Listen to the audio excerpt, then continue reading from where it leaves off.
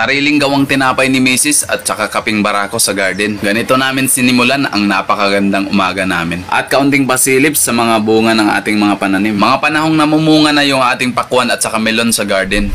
Wasdak mga birds, isang napakagandang araw na naman. 2 container ng tubig nga pala na pandilig ang dala-dala ko dyan. Ito yung ginagawa ko mga birds araw-araw kapag hindi umuulan. Para magkaroon tayo ng masaganang harvest kahit kailangan natin silang pangalagaan. Magdidilig pa rin ako mga birds kahit makulimlim yung kalangitan. Di naman kasi tayo sigurado kung papatak talaga yung ulan. Napakasarap tumambay dito sa garden mga birds kapag umaga. Dinig na dinig mo yung huni ng mga ibon at saka mapapanood mo yung mga pananimong unti-unti nang namumunga. Pagkatapos ko nga magdilig ay kumuha muna ako ng balat nitong niyog. Kailangan kasi natin magpausok dahil napakarami ng lamok. Pinunit-punit ko lang nga mga birds para madaling sindihan. Ito yung isa sa pinaka-effective na pangtaboy sa lamok dahil napakausok niyan. Big shoutout sa mga batang 90s, talagang makaka-relate sila niyan. Ito yung ginagamit namin nung mga bata pa kami nung di pa uso yung katol. Naranasan nyo na rin ba mga birds na maglagay nito sa silong ng inyong bahay? Pinapausukan kayo sa labas habang natutulog kayo sa loob. Yung parang gumagawa kayo ng smoke fish at pagising mo sa umaga yung damit mo amoy kulob.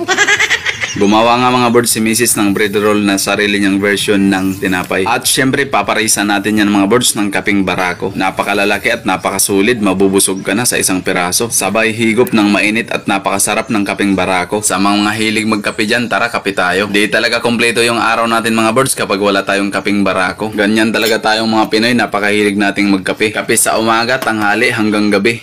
Pinoy talaga kahit tirik na tirik yung araw, nagkakape pa. May kakilala din ba kayo mga birds na ganyan? Kahit umuusok pa yung tasa, wala nang laman. Napaka-basic uminom ng kape, parang tubig na lang. Naalala ko pa nung maliit pa ako mga birds, kahit kape lang sulit ng pang-ulam. Naranasan nyo na rin ba mga birds ang ganyan? Sulit din tong gawang tinapay ni Mrs. mga birds, napakasarap ng kanyang palaman. Kaya tamang kape lang kami dito mga birds ni Mrs. sa garden habang nag-uusap ng buhay-buhay. Tara mga birds, kape tayo. Cheers para sa tagumpay.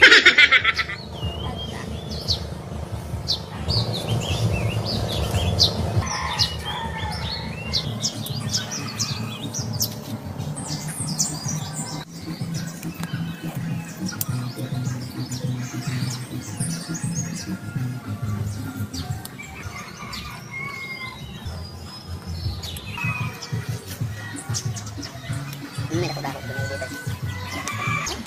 Palabas ng kape.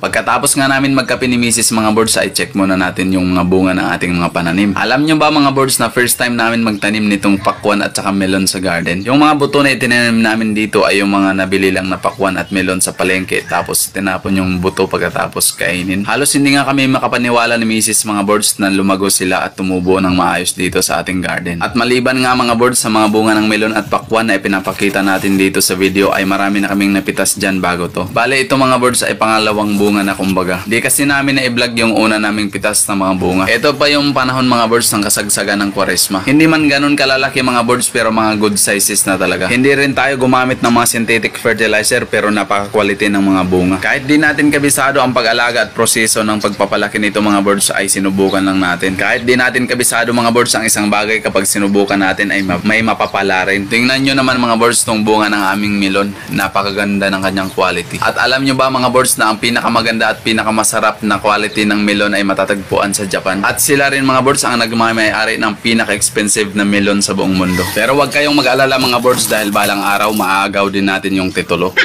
Yan mga birds, so malaki-laki din ang bunga ng pakwan na to, aabot na ng mga 2 kilo. At sa ilalim nga nito mga birds ay mayroon ding bunga na nagsisimula pa lang na umusbong. At nakalimutan ko nga pala na magdilig nitong tanim namin na petchay. Yan mga birds, may libre na naman tayong panggulay sa bahay. At sa ibabaw naman yan mga birds ay dito gumagapang ang tanim natin na upo. Yun nga lang mga birds, hindi na natin na-videohan ng ma-harvest namin to. At marami-rami pa tayo dyan mga birds na iba't ibang uri ng gulay na itinanim sa ating garden. Abang-abang na lang mga birds sa next video na gagawin natin. At kung nagustuhan nyo po ang mga ganitong uri ng video ay please like, share, and follow our Facebook page. Maraming salamat po. See you sa next video mga birds. Peace!